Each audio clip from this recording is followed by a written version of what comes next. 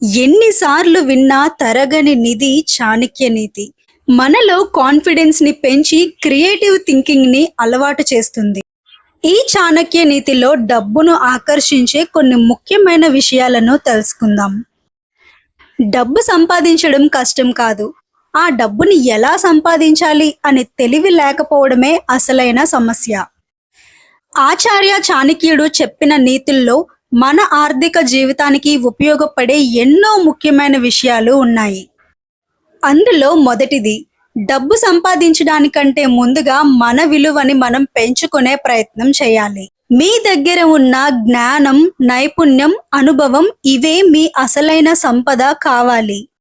మీకు ఒక నైపుణ్యం బాగా వస్తే దాన్ని మరింతగా మెరుగుపరుచుకోండి. ఆ నైపుణ్యాన్ని ఉపయోగించి ఇతరుల సమస్యలని పరిష్కరించడం ఎలాగో తెలుసుకోండి. అక్కడి నుండి మీ ఆదాయం అనేది మొదలవుతుంది.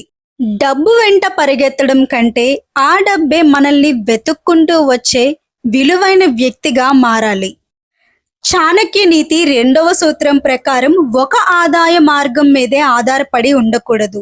ఒక ఆదాయ మార్గం అనేది ఆగిపోతే మన జీవితం కూడా ఆగిపోకూడదు. ఉద్యోగం ఉన్నప్పటికీ మరొక కొత్త స్కిల్ను నేర్చుకోవడానికి ప్రయత్నించాలి. అలాగే వ్యాపారం ఉన్నట్లయితే కొత్త అవకాశాలని వెతకడానికి ప్రయత్నించాలి.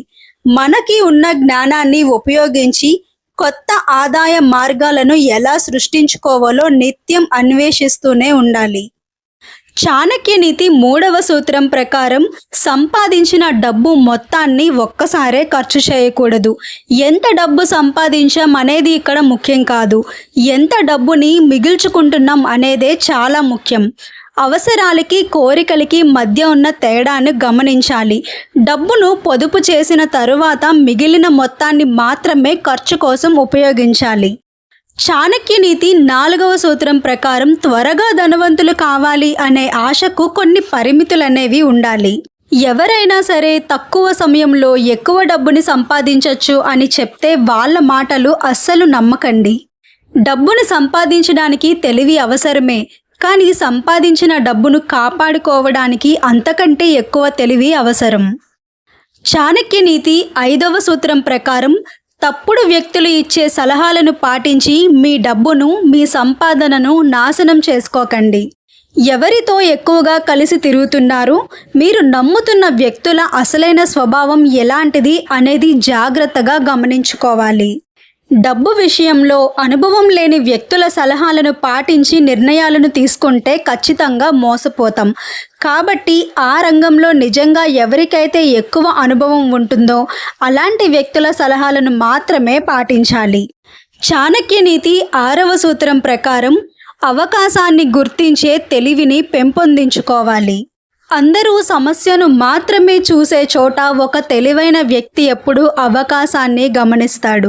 ప్రజలకు ఏ సమస్య ఉంది, దానిని నేను ఏ విధంగా పరిష్కరించగలను అనే మీ ఆలోచన పెరిగితే మీ నైపుణ్యమే మీకు ఆదాయంగా మారుతుంది. చాణక్యుడు మనకి చెప్పేది ఏంటి అంటే, డబ్బు సంపాదించే జ్ఞానాన్ని పెంచుకుంటే ఆ డబ్బే మనల్ని వెతుక్కుంటూ వస్తుంది. సంపద కేవలం సంపాదనతో మాత్రమే రాదు. తెలివైన నిర్ణయాలు, నియంత్రణ, పొదుపు, నైపుణ్యం, సరైన అవకాశాలను తీసుకోవడం అనే లక్షణాల ద్వారా మాత్రమే సంపాదనను సంపాదించుకోగలం. మీ పరిస్థితులు ఎలా ఉన్నప్పటికీ మీ ఆలోచనని మార్చుకోగలిగితే మీ ఆర్థిక భవిష్యత్తును కూడా మార్చుకోవచ్చు. వచ్చిన ప్రతి అవకాశాన్ని డబ్బుగా చూడకండి. ప్రతి అవకాశం లాభదాయకం కాదు. త్వరగా డబ్బు వస్తుందని కనిపించే ప్రతి మార్గంలోకి వెళ్ళకండి. అందులో ఉన్న ప్రమాదాన్ని కూడా అంచనా వేయడం నేర్చుకోండి. డబ్బు విషయాలను అందరితోనూ పంచుకోకూడదు. మీకు సంబంధించిన ఆదాయం, పొదుపు, పెట్టుబడుల విషయాలు రహస్యంగా ఉంచడం చాలా మంచిది. అప్పుల విషయంలో జాగ్రత్తగా ఉండండి. అవసరం లేని అప్పులు చేయడం వలన భవిష్యత్తు కోసం దాచుకున్న పొదుపుని ముందుగానే ఖర్చు చేయాల్సి వస్తుంది.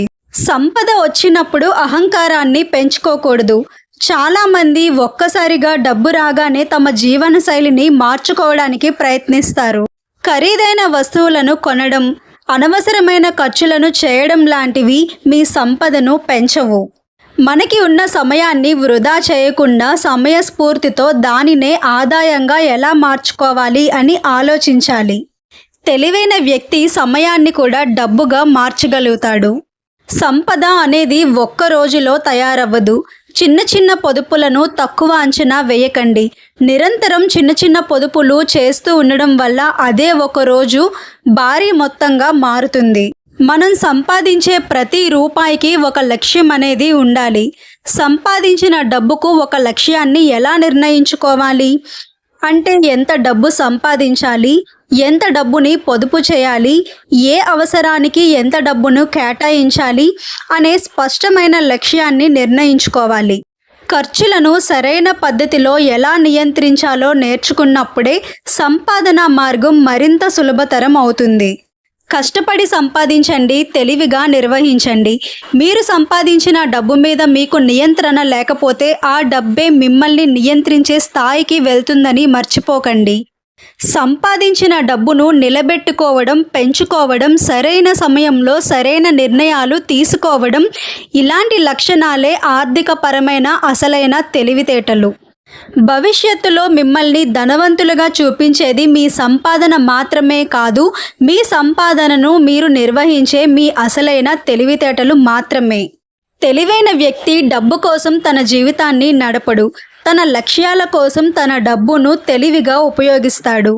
నిజాయితీగా సంపాదించిన డబ్బు మన భవిష్యత్తుకు ఒక వెన్నుముక లాంటిది. జీవితంలో అయినా వ్యాపారంలో అయినా రాబోయే ప్రమాదాలను ముందుగా అంచనా వేయడం నేర్చుకోవాలి. చాణక్యుడి అర్థశాస్త్రం మనకి చెప్పే మరొక ముఖ్యమైన విషయం ఏంటి అంటే సంపదను సృష్టించడం ఒక నైపుణ్యం, సంపదను నిర్వహించడం మన బాధ్యత, అదే సంపదను నిర్వహించడం మన తెలివి. అందుకే చాణక్యుడి ఆర్థిక ఆలోచనలు ఇన్ని వేల సంవత్సరాల తర్వాత కూడా మనలో సంపాదనను పెంచే ఆసక్తిని ప్రేరేపిస్తున్నాయి. చాణక్యుడి అర్థశాస్త్రం కేవలం డబ్బుని ఎలా సంపాదించాలి అనే ఒక పుస్తకం మాత్రమే కాదు, ఒక రాజ్యాన్ని ఎలా నిర్వహించాలి, పరిపాలన అనేది ఏ విధంగా ఉంటుంది, ఉత్పత్తి ద్వారా వాణిజ్యాన్ని ఎలా అభివృద్ధి చేయాలి అనే ఎన్నో భిన్నమైన కోణాలలో ఒక మనిషి ఆలోచన తీరుని పెంపొందించే విధంగా ఉంటుంది. చాణక్యుడి అర్థశాస్త్రం ఒక విస్తృతమైన గ్రంథం. ఆర్థిక వ్యవస్థలో కేవలం డబ్బు సంపాదించడం మాత్రమే కాదు, మనం సంపాదించే డబ్బుకు ఒక లక్ష్యం అంటూ ఉండాలి. సంపాదించిన డబ్బులో చాలా మొత్తం ఎక్కడికి వెళ్తుందో తెలుసుకోవడం కూడా అంతే ముఖ్యం. ఈ వీడియోపై మీ అభిప్రాయాలను కామెంట్ రూపంలో తెలియజేయండి. వీడియో నచ్చితే తప్పకుండా లైక్ చేయండి. మరిన్ని మోటివేషనల్ వీడియోస్ కోసం మన ఛానల్ని సబ్స్క్రైబ్ చేసుకోండి. Thank you so much for watching.